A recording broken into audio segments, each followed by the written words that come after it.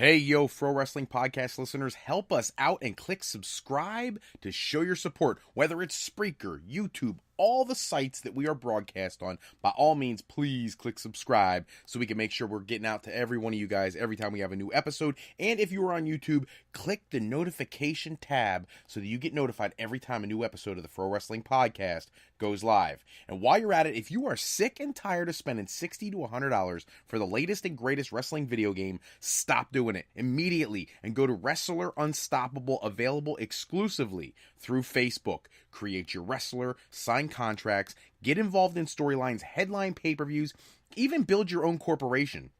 All included, totally free in Wrestler Unstoppable on Facebook right now. If you want to become a member of the Pro Wrestling Podcast family and you want your name in the shoutouts like our buddy Harold in St. Louis, then go to our Patreon page at www.patreon.com/ProWrestlingPodcast and sign up today. For the month of December, anybody who is a $25 contributor will co-host an episode of Going Live with me. And for our $10 a month contributors, you'll be entered into a drawing for one winner to also co-host an episode of Going Live. I do want to let you guys know, thank you so much to our Patreon contributors so far. They gave me the opportunity. I've been getting some feedback that we haven't been posting as many episodes. I get it. I'm a doctoral student and my life has been crazy for 3 months. However, courtesy of our Patreon people, I have now got some mobile microphone technology. And so hopefully, if I'm not able to get you guys enough episodes, I will hopefully be able to deliver some of those on the fly when that technology gets to me. I can't wait for that package to arrive in the mail. Just saying. So, hello everybody and welcome to this live episode of the Pro Wrestling Podcast. Don't forget, we got fan voting for the greatest female wrestler of all time. So, don't go there right now, ProWrestling.com, and click the tournament tab. Right after this show, the new voting for the next round of the tournament will launch tonight at midnight, and you'll be able to see who has made it into our next round. You guys have been doing an amazing job with the Women Greatest Female Talent of All Time tournament, and I'm looking forward to see who eventually becomes your crowned fantasy booking champion of this particular tournament opportunity. We're going to be taking questions and comments as well. We have the Pro Wrestling Sound Off line is live right now, 267-642-1160. If you call into there, it is a talk-to-text service. So you talk your message, it shoots me the text message, it pops up here on my screen, and I can address your questions, your comments, whatever you want to discuss right now as the show goes on. If you are logging on through Spreaker, which is the home hosting software of the Pro Wrestling Podcast, they too have a chat function while we do our Going Live episodes. You could pop onto and you could send us your comments instantly, and I can get to you guys while we're on the air. Very cool stuff. I love the technology. One of these days I got to invent something like this stuff so I could start making some bucks off of everybody doing these kinds of crazy things. But in the meantime, I want to get you guys started. Don't forget, by the way, if you are new to the Pro Wrestling Podcast, the homepage of the Pro Wrestling Podcast is ProWrestling.com, where you can preview all the topics that are coming to the Pro Wrestling Podcast. It's a great way to come up with questions, great way for you to come up with whatever comments you have for us about the news, what's going on in the world of professional wrestling, and get your thoughts to us as soon as possible. We'd love to incorporate your thoughts, your interests into the episodes as often as we possibly can. Let's face it, I don't do this just for me. I do this to really bring some enjoyment to you guys. So if there's something you want us to talk about, I really want to hear about it, and I want to make sure I put those things into our episodes. We're going to get started tonight. It has been a long week. A lot of things have gone down, and I was not able to get it to you guys quicker. I'm going to react to all the news that I can tonight, starting with one that was very controversial earlier in the week. A lot of people very frustrated that WWE released Jim Johnston, the longtime legendary producer of many of the most iconic wrestling theme entrances in the history of the business. So you're talking about a guy who created the Stone Cold Steve Austin entrance, The Rock, people like The Ultimate Warrior. I'll never forget watching that Self-Destruction of The Ultimate Warrior DVD, and Jim Johnston was on camera talking about how he came up with The Ultimate Warrior's music and how he had to capture the frenetic energy that Vince McMahon was looking for, and how he started to just bang around on things until something musically came to mind. That's the kind of talent this guy had, and he was a huge staple of the company for a very long time. And for him to just be unceremoniously let go, I feel like he has contributed so much to the wrestling industry that he really deserved more than that. WWE could have honored him in some way. They didn't even give one of those, the WWE has come to terms of the release of Jim Johnston, wish him well on his future endeavors. We didn't even get one of those. That's so disrespectful to a guy who's been so instrumental in your company. Going to move on to what was probably one of the biggest announcements of the week. Ronda Rousey is in the final stages of negotiating her WWE deal to make her appearance in the company. And my understanding is, I'm going to say from my sources, I actually have sources now. That seems so weird. A year ago, I didn't even do this podcast. A year later, I've got sources. It's very cool.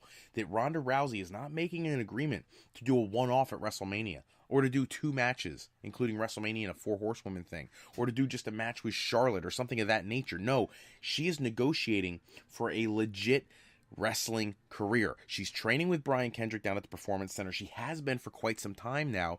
You know, Shayna Baszler's down there. Her other horsewomen are very much interested, already taking some of the bumps and learning the different nuances of the wrestling business, all preparing for this big opportunity, potentially for the 4 horsewoman versus 4 horsewoman match at WrestleMania. I think that is a huge, huge match. But here's the thing, and I hope I don't offend anybody with this opinion, but I would love to see that match, but I would much rather see it in one of 2 venues. Either the Royal Rumble, because the conversation now is that there's a good chance we may not see a women's Royal Rumble match. We're going to have to wait to see.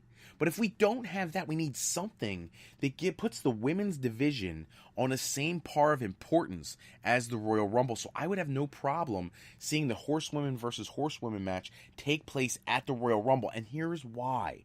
I think that the much bigger match for Ronda Rousey is not her debut with the company. I don't care who you put her in the ring with to start with the company. That is not what's going to sell the tickets. What's going to sell the tickets is the match that everybody's been clamoring for the better part of 2 years now. And we're talking about Ronda Rousey taking on Charlotte. Those 2 should be in a main event quality match at WrestleMania. The only concern with that, I think, from Vince McMahon's standpoint is she going to be prepared enough to give it a legitimate go as a full-time wrestler when she has no experience yet? That's the concern. You put somebody into the main event at WrestleMania, make history, first time ever, women main event. Do you do that when you're not entirely sure if the female talents that you're going to have out there are capable of delivering? And one of those talents being Ronda Rousey, there'd be a big question mark about her capabilities. So I think that's what's holding that up. I think that's why they would go with the 4-on-4 at Mania.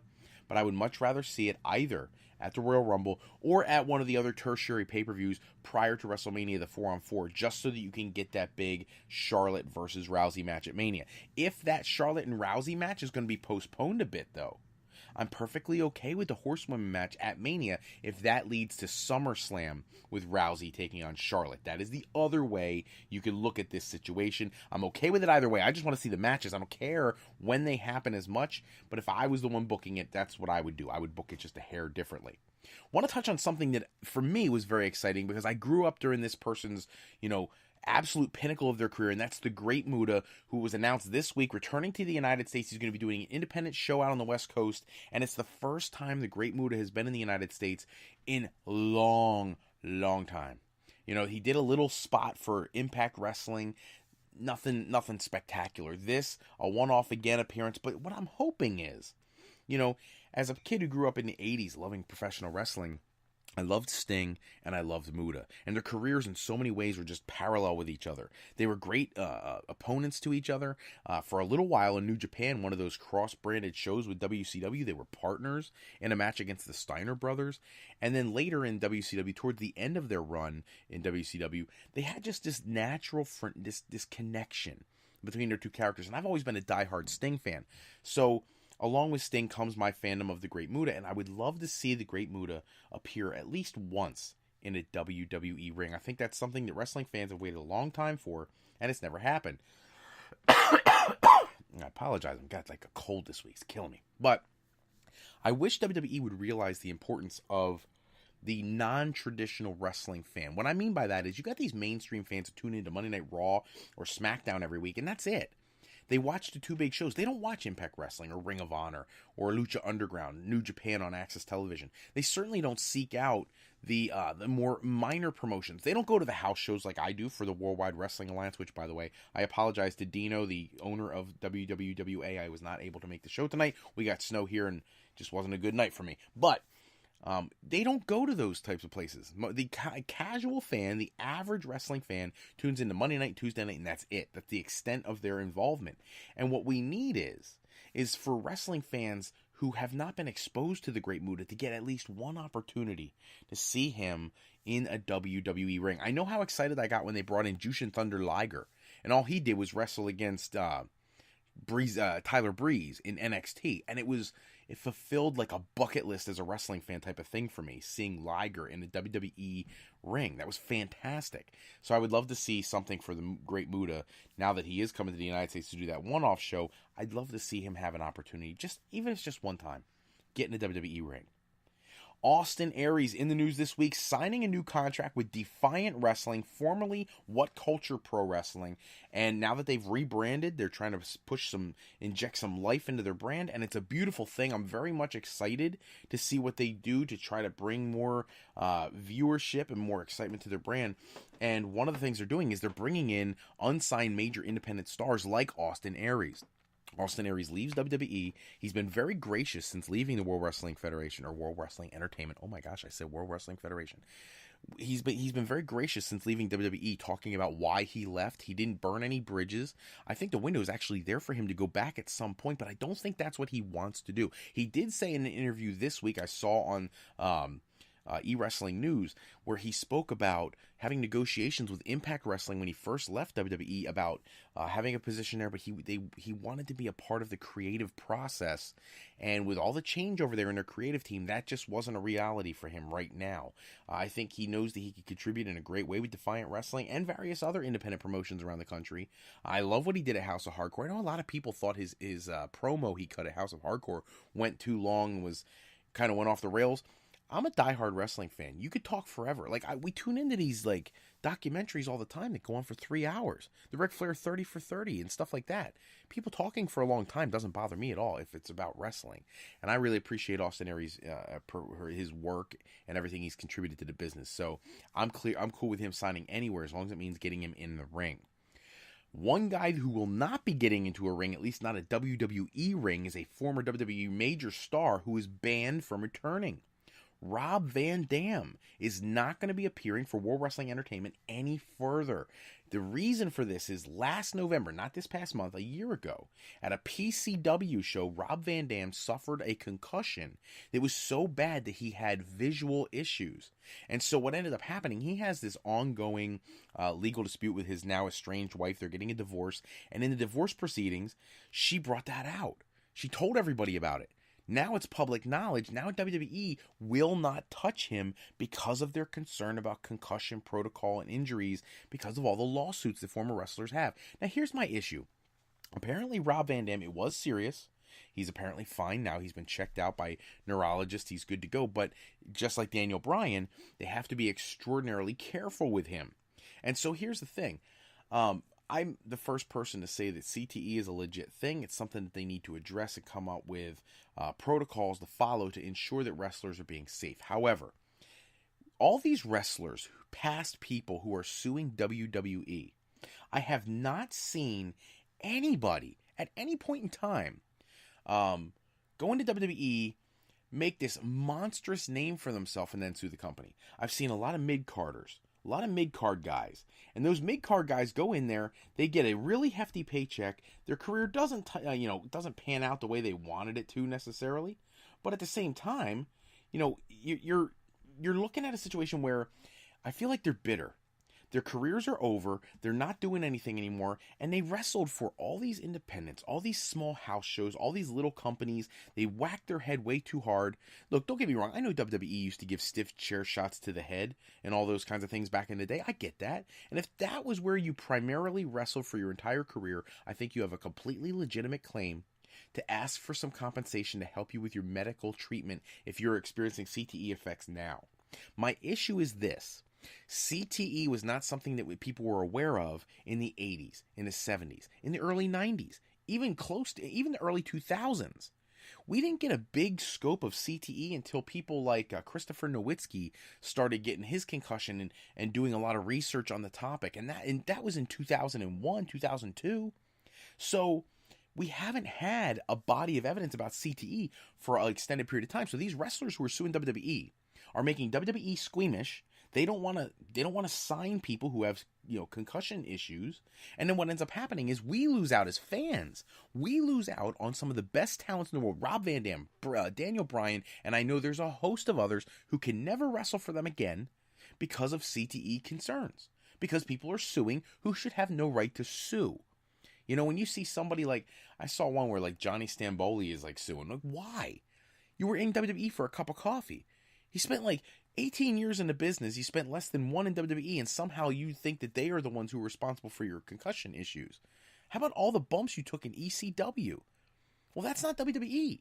So these people who are suing, many of them spend a higher percentage of their time elsewhere, but are somehow suing WWE, expecting them to fit the bill for the rest of their life. Even Perry Saturn. Saturn had a very short WWE career. He had a much longer WCW career. He had an ECW career. He did independence afterwards, and now he's one of the people in the group of individuals suing WWE. How?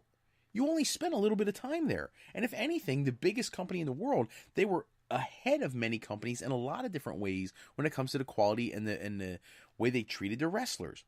You don't go to, and I'm not trying to dump on any one particular promotion, but pick any promotion you want. Any of the independents right now, for the most part, they don't have concussion specialists and all that stuff on hand. They have like a local doctor who has to be there so they can get licensed to hold a show. They have a paramedic on call in the building so they can hold a show. They don't have the strict testing, the drug testing, the recovery plan in place that WWE has for past wrestlers who have addiction issues. WWE goes above and beyond what any other wrestling company does. So for these lawsuits to be destroying the product that we know and love, that frustrates me. So, that's my rant. I'm going to shut up now because I'm going to make the whole show boring if I don't get off this topic. But very frustrated that we're not going to get to see Rob Van Dam make any kind of special appearances in a WWE ring. So, 2 major Impact Wrestling stars are potentially leaving, and since I typed this up, a third has now been added to the list. So it sounds like early in 2018, January, that both Bobby Lashley and EC3 contracts will not be renewed with Impact Wrestling. They had large guaranteed contracts, and Impact Wrestling wants to go to a new business model where they give per appearance contracts. The problem with that is many of the top stars in Impact Wrestling are on the favorite list of WWE for talents to acquire in the future. Now add to the list Eddie Edwards, whose contract runs out in February. So now you've got EC3, Eddie Edwards, and Bobby Lashley, 3 of the top premier talents in your company. WWE, they want to make that Brock Lesnar, Bobby Lashley match happen. I don't care who you are. If you're a true wrestling fan, you want to see that. And Vince is not stupid. He wants to see that. So if that's the case, I would fully love to see WWE make that happen. In addition, Eddie Edwards would be perfect for the NXT brand, and eventually for a call-up to the main roster. And when it gets to EC3, he's been in WWE developmental before. I'm sure they would have him go back there. But much like Drew McIntyre, he now is an established star. He can go there, succeed, and eventually be brought up to the main roster. He's got all the look and all the tools to be a premium star on Raw or SmackDown. Absolutely. Without any hesitation. I wouldn't care if they brought him directly to the main roster. That's how good EC3 is. So I actually am very excited for WWE right now with some of these talents they're going to sign, because here's the thing. They have too much talent right now, and I've complained about that in the past. But you got a 3-hour Raw, and the third hour's not going away anytime soon. If you have more talents, hopefully they get the point and they start pushing multiple talents and put on more matches and less talking. The more talent you have, the more matches you should be able to facilitate and bring better action to the wrestling fans. Better in-ring action to the wrestling fans. That's what I'm hoping for. However, the flip side of the story is there are some independent stars that may not be joining WWE. Now, the first one is James Storm. James Storm, his contract runs out in January. They've already filmed their episodes through his contract expiration. So, James Storm was rumored to be going to WWE. Now he is taking bookings through Bill Behrens to do independent shows in early 2018. Now, some people are speculating that the reason that he's doing that is that WWE has now implemented a very strict policy. They will not sign anybody unless a full 90 days has taken place after the end of their previous contract. They do that so that there could be no lawsuits about them colluding with talent prior to their contracts running out, because there was an issue with that earlier this year. So that was the thought process. Maybe he is still going to WWE, but he needs to, fill the income for 90 days before he can make that move. Not the case with Tessa Blanchard. Tessa Blanchard, the significant other of Ricochet. Ricochet made it very clear he wants to go to WWE at some point in the very near future, probably as early as January. But Tessa Blanchard, on the other hand, appeared at the Mae Young Classic, appeared on multiple NXT shows in the last year or so, and the rumor was she was coming to WWE as well. I think that would be good for the signing of Ricochet. However, she's also taking bookings well into the start of 2018, which is usually an indicator that they have not or are not going to be signing with WWE in the immediate future. That is a little bit of a concern, because I thought that she would bring a lot of excitement to the women's division. And I've said this before on previous episodes, that is a custom-made feud waiting to happen. Tessa Blanchard taking on Charlotte Flair, the Horseman's daughters, battling it out on a Raw or a SmackDown show. I would give anything to see that. She's a seasoned professional wrestling veteran. She's a fantastic talent, and she belongs on a WWE roster somewhere. So, moving on from there, big news for, speaking of the women, in the world of wrestling lore, certain things it's very difficult to really set history, but that happened only a couple nights ago. Alexa Bliss and Sasha Banks made world history by being the first women to ever compete in Abu Dhabi. I know that WWE always hypes up their Indian tours and their overseas tours and things like that, but in a culture where things are so much more restricted, it's a beautiful thing to see. And some people made fun of the situation, because I know Sasha Banks showed up in an outfit that looked like MVP's outfit from his WWE days. And Alexa Bliss was covered from head to toe. But they're being respectful of the culture there, so that they can then perform and show and exhibit their talent for the world to see. And it's a beautiful thing. And so congratulations to Alexa Bliss and Sasha Banks. You can never change that. They are the first women ever to compete in a wrestling match in Abu Dhabi. Very cool. Congratulations, ladies. Another big announcement this week. WWE has announced that the 205 Live roster is going to be holding house shows.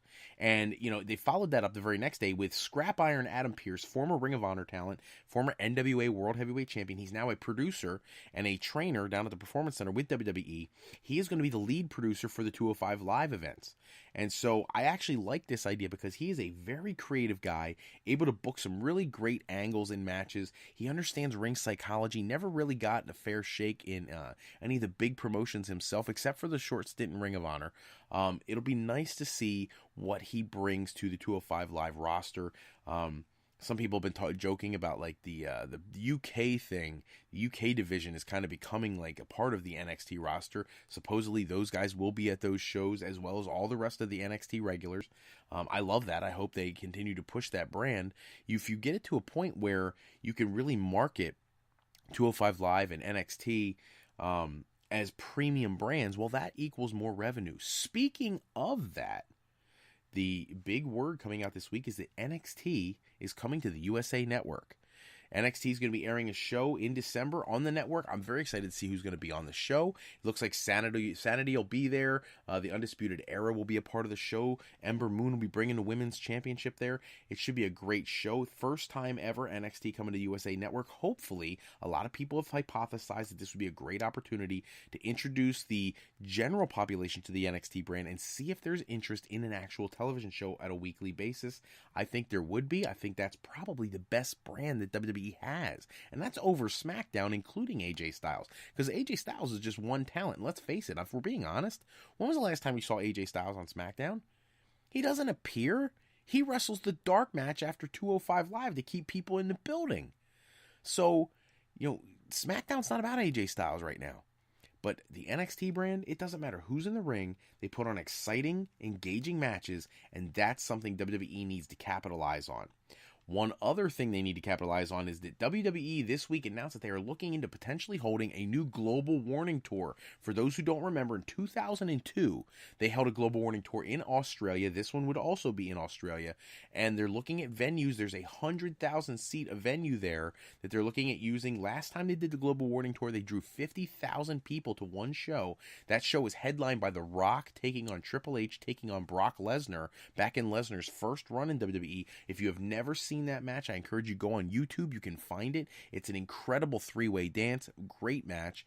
Check that out. That's right around the time that Brock and The Rock were getting ready to face off for the Undisputed Championship at SummerSlam that year. So definitely check that out. It's a very cool once-in-a-lifetime match. You won't see that anywhere else. And it wasn't something they aired on regular television. You had to either purchase the DVD for the Global Warning Tour or find it in another way. But it wasn't a regular televised match.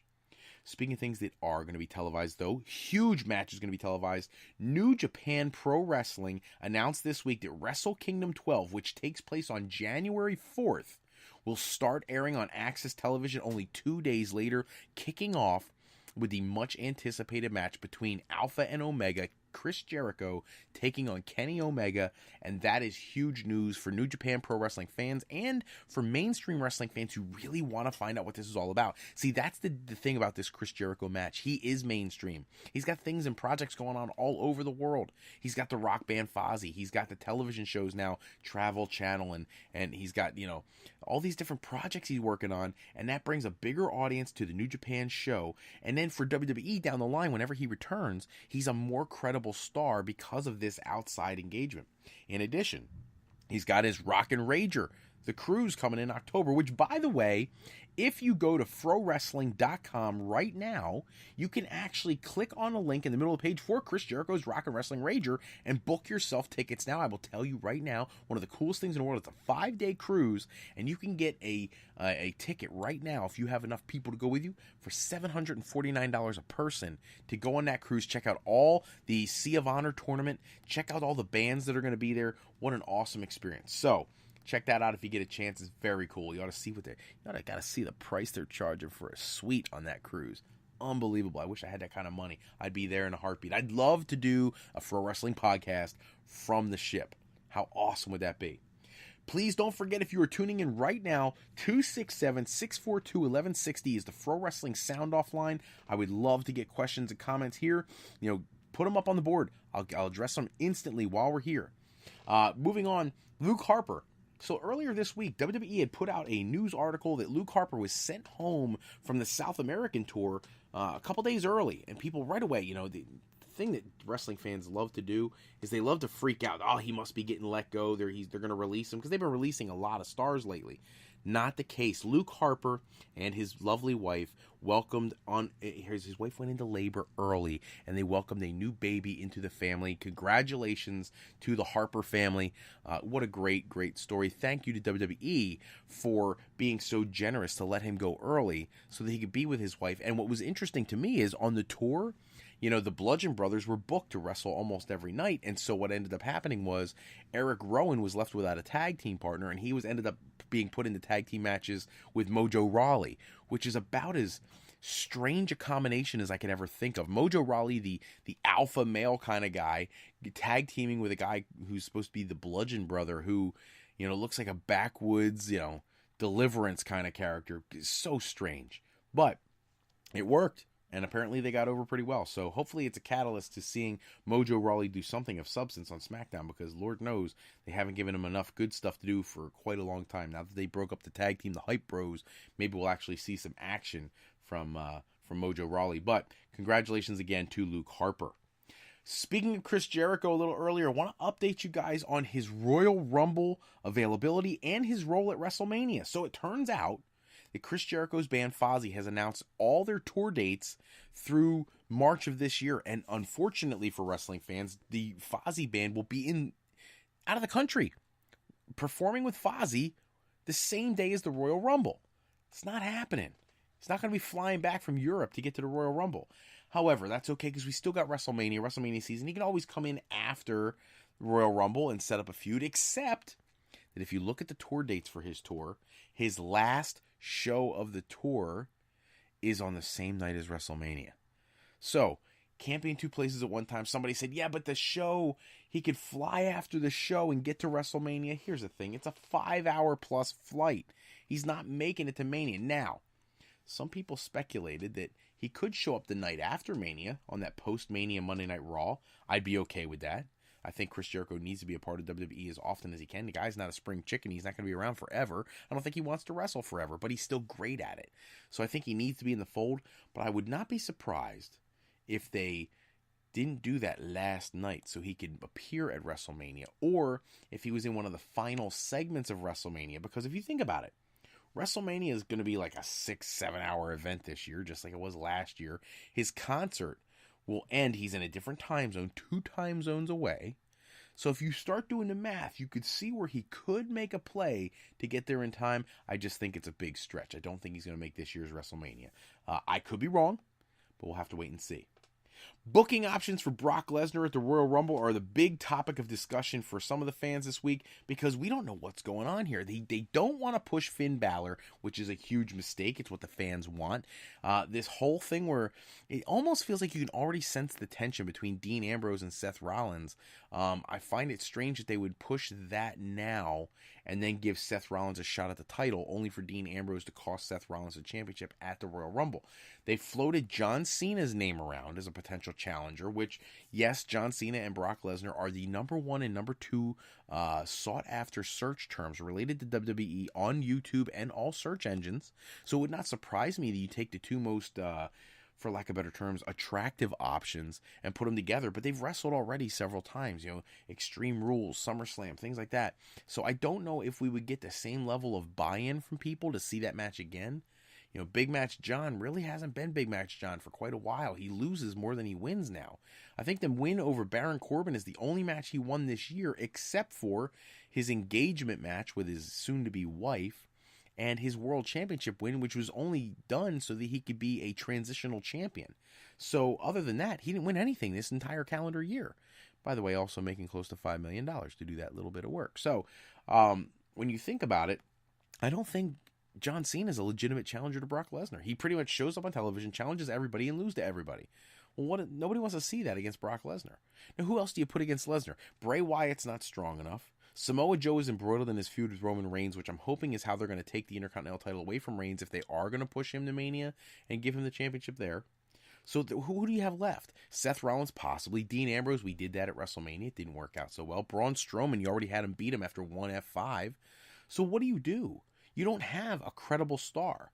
You don't have somebody who could step in and challenge him for the championship. Now, there is a guy who didn't get his return match for that Universal Championship. And that man is Goldberg. Now, I don't think they would go that route. I think that would be a horrible idea. He would beat Goldberg again, retain his championship, and it would really do nothing, and it's not something that's very exciting on paper. But it's an option. The name's been floated out there. Some people expressed some concerns that Dave Bautista was in the news talking about how he wanted to wrestle Triple H and have another run and actually have a legit run. And that could WWE persuade Dave Bautista to come back and be that guy to go against Brock Lesnar? I think they may. But it was announced today that Batista got a role in a new movie. So, Stuber, which is all about an Uber driver. But, so I don't think that's happening either. So when you look at the roster, like, who are you going to put against Brock Lesnar? And the answer is sitting right there. Did I just sound like Paul Heyman when I did it? Against Brock Lesnar. You're going to put Finn Balor against him. That's who you should be putting against him. All this stress over who do we put? Your answer's staring you in the face. The fans voted on WWE.com. They want to see Finn Balor versus Brock Lesnar. Give the fans what they want. That's what they're looking for. Moving on from Brock, we're going to move over to the missing 205 Live stars, Grand Metalik, TJP. We haven't seen them in a while. And basically, they've been sent home. They're taking their downside guarantee and doing nothing. They've not been on 205 Live. TJP hasn't been on 205 Live since October. Grand Metalik has a couple matches in November. Otherwise, he's been at home too because creative has nothing to do. And I want you to think about that for a minute. Creative has nothing to do for TJP. TJ Perkins is one of the best cruiserweights in the world. If you can't think of what to do with him, you shouldn't be writing. I hope everybody has done this before. I know I try to do it every now and again. Go on WWE's corporate webpage and try to pull up their open positions, and you'll always find creative writers listed there. And you look at the list of requirements to get the position, you have to have experience writing soap operas and television and all this. That is not what you need to write storylines for WWE. You need fans. People who eat, sleep, and breathe wrestling, who know what the fans want, who are very in tune, in tune with what other fans want. This nonsense of thinking you have to have these Hollywood producers put something out there for the fans to want to buy it, wrong. I'm not a television producer. I've never produced anything in my life until this show, which I've only been doing a year. And I can tell you right now that Finn Balor versus Brock Lesnar is a selling match. Even though you know going into the match, Brock Lesnar retains the title because he's going to lose the belt to Roman Reigns at WrestleMania, you still buy the match because that's how much people want to see Finn Balor. But let's look beyond that. What do you do going forward? Well, I don't know about you guys, but you know darn well there's going to be some kind of shakeup after WrestleMania. Are you telling me that you can't see the possibility of bringing Bobby Roode to Raw and challenging Brock Lesnar? Are you telling me that with the conversations about Impact Wrestling that you can't build something towards a Bobby Lashley versus Brock Lesnar match? Let's put it this way. Bobby Lashley's contract runs out in January. March, April, May puts you into right after WrestleMania, where Bobby Lashley can come in and build to a SummerSlam match with Brock Lesnar, taking the title from Brock Lesnar instead of Roman Reigns. And then Bobby Lashley assumes the role that Brock Lesnar had. The big prize fighter, big jacked up muscle-headed guy who's unstoppable. And he would put down Brock Lesnar as he was leaving the company, and he would be the new flag bearer. No, we got to have Roman Reigns. You know, I'm happy to see that people are actually starting to cheer Roman Reigns. I think he deserves the cheers. But I think WWE creative needs to be smarter than that. You can go to Roman Reigns anytime you want. He's young enough. He's talented enough. You don't have to push that button right now. If you want to have the match, have the match. Don't give him the title. If you're going to give him the title, you better find a way to put that Brock and Lashley match together for the summer anyways, because it's the one time you may be able to do it. I'm not convinced that Brock's going to re-sign with WWE. They're paying him $5 million a year to wrestle like 6 matches a year. That's insane money. But he is a huge box office attraction. People do tune in when Brock is wrestling. So we'll have to wait and see how that turns out. But, going to move on. Serious situation this week was announced regarding Sheamus and his future in the professional wrestling industry. Apparently, Sheamus is suffering from the same condition that people like Stone Cold Steve Austin, Sting, Edge, Adam Copeland are experiencing. That spinal stenosis. It's a narrowing of the path in your neck where your vertebrae are, where your blood flows. And it causes a serious concern. It could do long-term permanent damage. And now you have to wonder, what is Sheamus' next move here? He's scheduled to wrestle this week on Raw. He's one of those guys. I don't want to see the guy stay in the business so long that it's a bad idea and he ends up not being able to do what he needs to do. I want him to have, a long, fruitful life. And wrestling business, as much as I love seeing Sheamus, I'm a huge Sheamus fan. I don't want to see the guy get hurt. That's something I don't have any interest in seeing. I would like to see him be healthy. If this is a situation, and I'm not his doctor, I don't know how serious it is for him, but if he is in any way potentially in danger, I think they need to get him out of the ring sooner than later. And I hate saying that because we've lost so many people to injury lately, but you got to look out for the long-term success of the guy. And wrestling in a tag team is really not more important than his long-term longevity. WWE negotiating with Neville, trying to figure this whole thing out.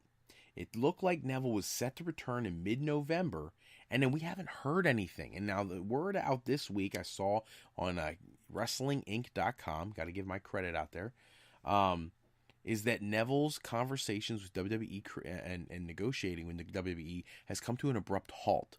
And now we don't know what's going on with Neville. We don't know if he's coming back, if he's staying out, what the situation is. And what the problem with that is while they're taking all this time to negotiate with Neville, the 205 Live show is just becoming monotonous. Now, I'm excited to see Hideo Itami come up and see what he can do with Enzo.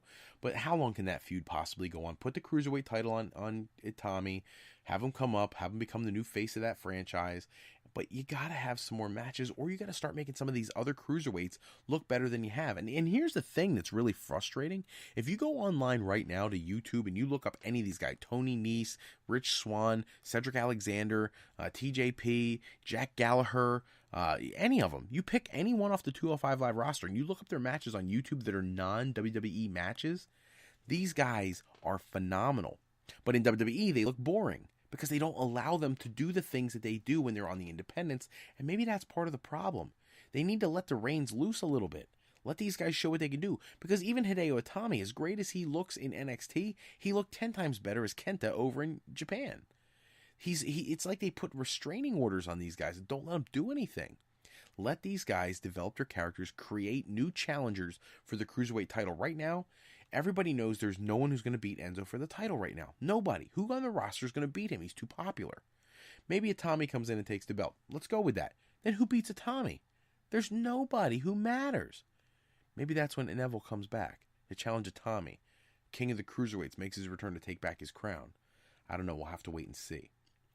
Finally, last topic for this episode, Buff Bagwell and Raven. We talked earlier about the lawsuit situation. Well, Buff Bagwell and Raven had a little bit of a different lawsuit going with WWE. It was about intellectual property payments for their likeness being put on the WWE network. Because of their lawsuits, WWE has not put WCW Saturday Night episodes or WCW Thunder episodes on the WWE network because they didn't want to have to pay these guys royalties.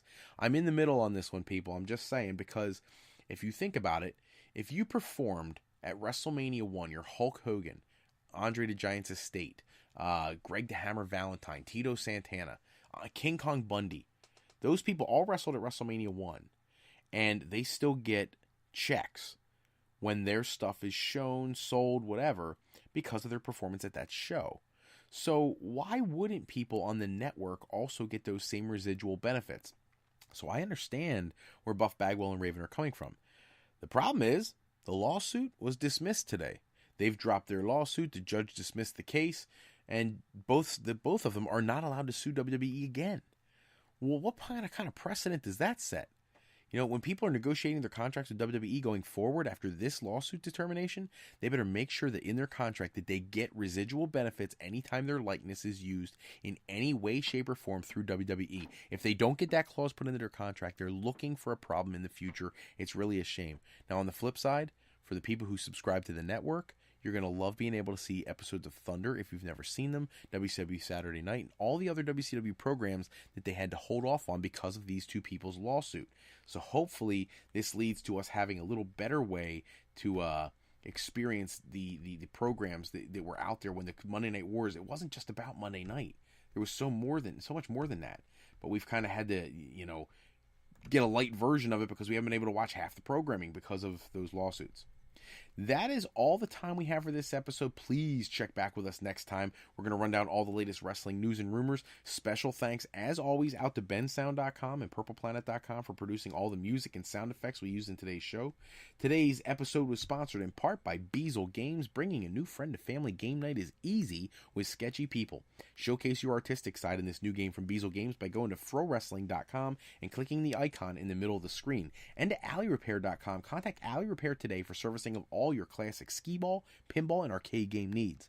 If you're looking for your next career move and you're considering college, university life, or you just need some formal training for your next career decision, go to our website, frolifeplanning.com. For all your higher education needs, as Fro Life Educational Planning is for today, for tomorrow, and for life with Fro Life.